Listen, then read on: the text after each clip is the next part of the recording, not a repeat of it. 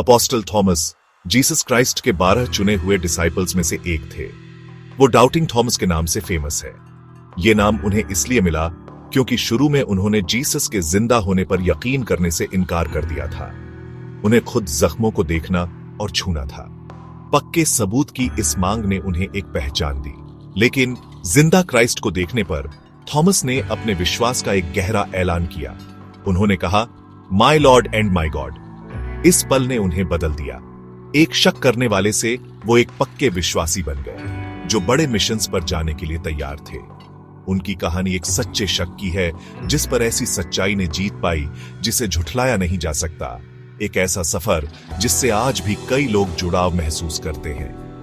Christ के स्वर्ग जाने के बाद अपोस्टल्स को ग्रेट कमीशन मिला। उन्हें जीसस की टीचिंग्स को दुनिया के कोने कोने तक फैलाने का काम सौंपा गया था। उस जमाने में जब ट्रैवल और कम्युनिकेशन बहुत लिमिटेड था, ये एक बहुत बड़ा काम था। हर अपोस्टल को पारंपरिक रूप से उनकी मिनिस्ट्री के लिए एक इलाका दिया गया था। पुरानी परंपराएं अपोस्टल थॉमस को इंडिया के एक मिशन से मजबूती से जोड़ती हैं। ये मेडिटेरेनियन दुनिया के लिए एक दूर और रहस्यमयी जगह थी। सफर खुद खतरों से भरा रहा होगा।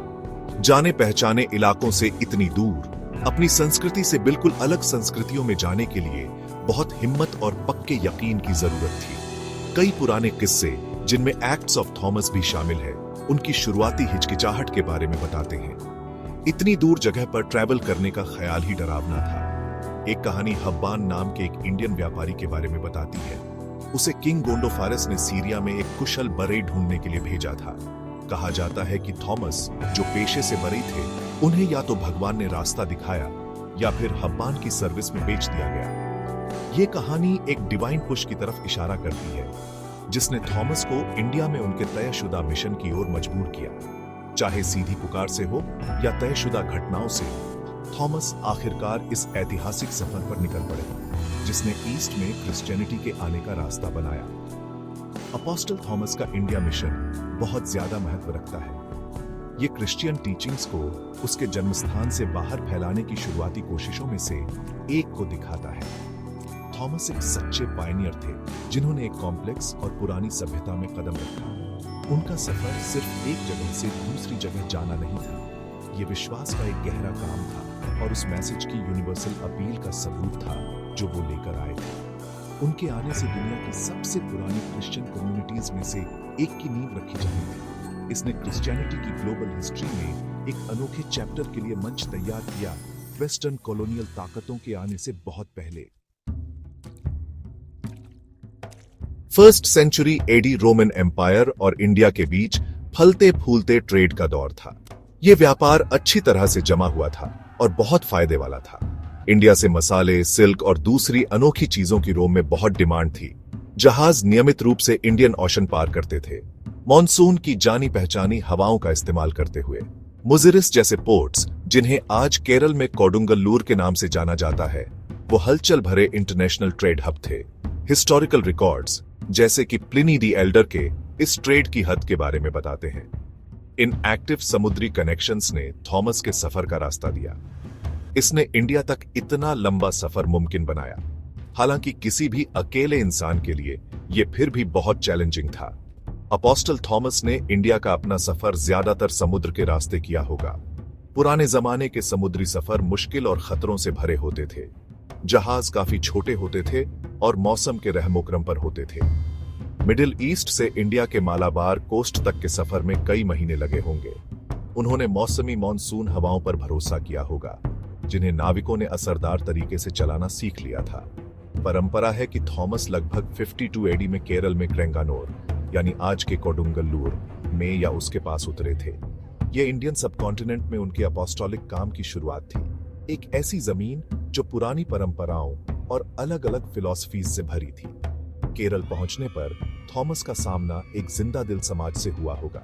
यह आमतौर पर माना जाता है कि उस समय केरल में पहले से ही बसी हुई जूइश कम्युनिटीज मौजूद थी। इन कम्युनिटीज की जड़ें बहुत गहरी थीं, जिनकी मौजूदगी सदियों पुरानी थी, शायद किंग सोलोमन के समय तक की।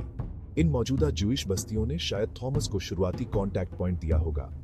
उन्होंने एक जाना पहचाना कल्चरल और रिलीजियस माहौल दिया, जिसमें वो अपना प्रचार शुरू कर सकते थे।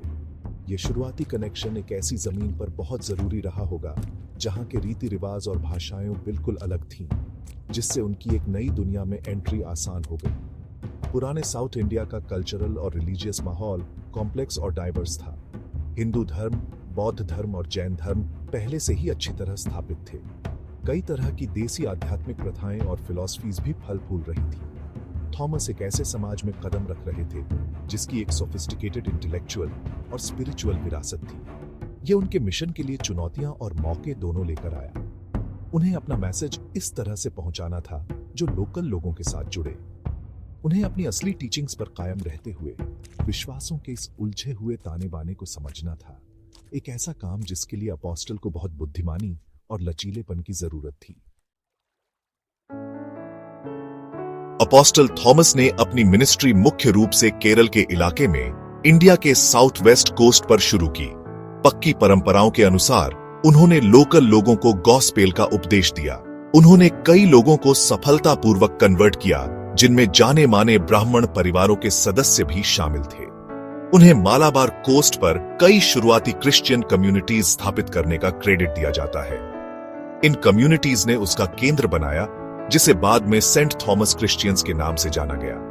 परंपरा कहती है कि उन्होंने 7 मुख्य चर्च बनाए, जिन्हें अक्सर एशरा पल्लिकल या साढ़े 7 चर्च कहा जाता है।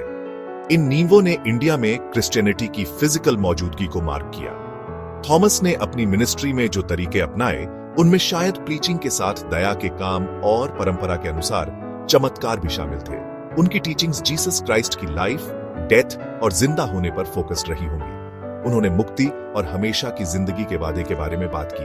कहा जाता है कि चमत्कार करने की उनकी काबिलियत ने कई फॉलोअर्स को आकर्षित किया। उन्होंने समाज के अलग अलग वर्गों से अपील की, अपनी पहुंच को किसी एक ग्रुप तक सीमित नहीं रखा। कुछ ऊंची जाति के परिवारों का कन्वर्ट होना खास तौर पर महत्वपूर्ण था। इससे नई नवेली क्रिश्चियन कम्युनिटी को एक ऊंच नीच वाले समाज में कुछ हद तक सामाजिक स्वीकृति और स्थिरता हासिल करने में मदद मिली। केरल के अलावा परंपरा बताती है कि अपोस्टल थॉमस ने अपनी मिशनरी यात्राएं इंडिया के दूसरे हिस्सों तक बढ़ाईं। आज के तमिलनाडु में कोरोमेंडल कोस्ट तक की उनकी यात्राओं के किस्से हैं। माना जाता है कि यहाँ उन्होंने अपना प्रचार जारी रखा और भी क्रिश्चियन कम्युनिटी स्थापित की। आज के चेन्नई के पास माइलापुर खास तौर पर उनकी बाद की मिनिस्ट्री से जुड़ा हुआ है। ये ईस्ट की ओर विस्तार उनके प्रयासों की चौड़ाई को दिखाता है। उन्होंने विशाल इंडियन सबकॉन्टिनेंट के अलग अलग इलाकों में क्रिश्चियन मैसेज फैलाने की कोशिश की। रास्ते में नए कल्चरल माहौल और चुनौतियों का सामना करते हुए उनका कमिटमेंट ज्यादा से ज्यादा लोगों तक पहुंचना था। थॉमस की टीचिंग्स का मूल निस्संदेह प्यार, माफी और छुटकारे का क्रिश्चियन मैसेज था। हालांकि उन्होंने शायद इन टीचिंग्स को इस तरह से पेश किया होगा जो इंडियन कॉन्टेक्स्ट में समझने लायक और रिलेवेंट हो। उन्होंने लोकल फिलोसॉफिकल आइडियाज और कल्चरल नॉर्म्स के साथ बातचीत की होगी। इस अप्रोच ने एक देसी चर्च बनाने में मदद की, जो असल में क्रिश्चियन था, फिर भी इंडियन मिट्टी में जड़ें जमाए हुए था। वो सिर्फ एक विदेशी धर्म को कहीं और नहीं लगा रहे थे। वो ऐसे बीज बो रहे थे जो क्रिश्चियन विश्वास की एक अनोखी अभिव्यक्ति के रूप में विकसित होंगे, जो इंडियन परंपराओं और रीति रिवाजों के साथ गहराई से जुड़े होंगे। ये सावधानी भरा तालमेल इसके शुरुआती बचाव के लिए अहम था। अपोस्टल थॉमस की दुनियावी मिनिस्ट्री उनकी शहादत के साथ खत्म हुई। परंपरा है कि उन्हें 72 एडी में भाले या तीर से मारा गया था। माना जाता है कि यह घटना माइलापुर के पास एक जगह पर हुई, जिसे अब चेन्नई में सेंट थॉमस माउंट के नाम से जाना जाता है। एक शहीद के रूप में उनकी मौत ने इंडिया में क्रिश्चियनिटी के लिए एक संत और एक संस्थापक व्यक्ति के रूप में उनके दर्जे को मजबूत किया। उनका बलिदान व्यर्थ नहीं गया। इसने उन कम्युनिटीज को और प्रेरित किया जिन्हें उन्होंने स्थापित किया था। उन्होंने उनकी याद और टीचिंग्स को संजोए रखना जारी रखा, ये पक्का करते हुए कि उनके गुजरने के बाद सदियों तक उनका काम बना रहे। अपोस्टल थॉमस की सबसे महत्वपूर्ण जीवित विरासत सेंट थॉमस क्रिश्चियंस की कम्युनिटी है, जिन्हें नसरानी भी कहा जाता है। वे अपनी आध्यात्मिक विरासत को सीधे अपोस्टल के मिशन से जोड़ते हैं। इस पुरानी कम्युनिटी ने लगभग 2000 सालों से अपनी एक अलग पहचान बनाए रखी है। उन्होंने इंडियन कल्चरल प्रैक्टिसेस को क्रिश्चियन विश्वास और पूजा के साथ सफलतापूर्वक मिलाया है। उनकी पूजा पाठ की परंपराएं जिनमें अक्सर सिरियक भाषा का इस्तेमाल होता है, मिडिल ईस्ट के क्रिश्चियन सेंटर्स के साथ ऐतिहासिक संबंधों को दर्शाती है। नसरानी इंडिया में क्रिश्चियनिटी की गहरी जड़ों का सबूत है, जो यूरोपियन मिशनरीज के आने से बहुत पहले से मौजूद है। इंडिया में थॉमस के मिशन को सपोर्ट करने वाले हिस्टोरिकल सबूत कई सोर्सेज से आते हैं। एक्ट्स ऑफ थॉमस 3री सदी का एक एपोक्रिफल टेक्स्ट उनकी यात्रा और कामों का एक डिटेल, हालांकि कुछ बढ़ा चढ़ाकर बताया गया, विवरण देता है। हालांकि इसे कैनोनिकल धर्म ग्रंथ नहीं माना जाता, ये उनकी इंडियन मिनिस्ट्री के बारे में शुरुआती परंपराओं को दिखाता है। आर्कियोलॉजिकल खोजें, जैसे पुराने क्रिश्चियन आर्टिफैक्ट्स और चर्च साइट्स भी सपोर्ट देती है। सेंट थॉमस क्रिश्चियन कम्युनिटी के अंदर पीढ़ी दर पीढ़ी चली आ रही मजबूत मौखिक परंपराएं ताकतवर सबूत हैं। सेंट थॉमस क्रॉसेस के नाम से जाने जाने वाले पुराने पत्थर के क्रॉस अनोखी आइकनोग्राफी दिखाते हैं और साउथ इंडिया के कई पुराने चर्चों में पाए जाते हैं। इंडिया पर अपोस्टल थॉमस का स्थायी प्रभाव बहुत गहरा है। उनके मिशन ने क्रिश्चियनिटी को इंडिया के पुराने धर्मों में से एक के रूप में स्थापित किया। ये सिर्फ वेस्टर्न कॉलोनियलिज्म का नतीजा नहीं है, जैसा कि कुछ लोग गलती से मानते हैं। उनकी कहानी दिखाती है कि क्रिश्चियन विश्वास ने इंडिया में पहली सदी में ही जड़ें जमा ली। जीसस के अपने एक अपोस्टल की कोशिशों से थॉमस का सफर विश्वास, दृढ़ता और क्रॉस कल्चरल जुड़ाव की एक पावरफुल कहानी। वो इंडिया और दुनिया के क्रिश्चियंस के लिए एक प्रेरणादायक शख्सियत बनी हुई है। उनकी विरासत इंडियन रिलीजियस लाइफ के विविध और पुराने ताने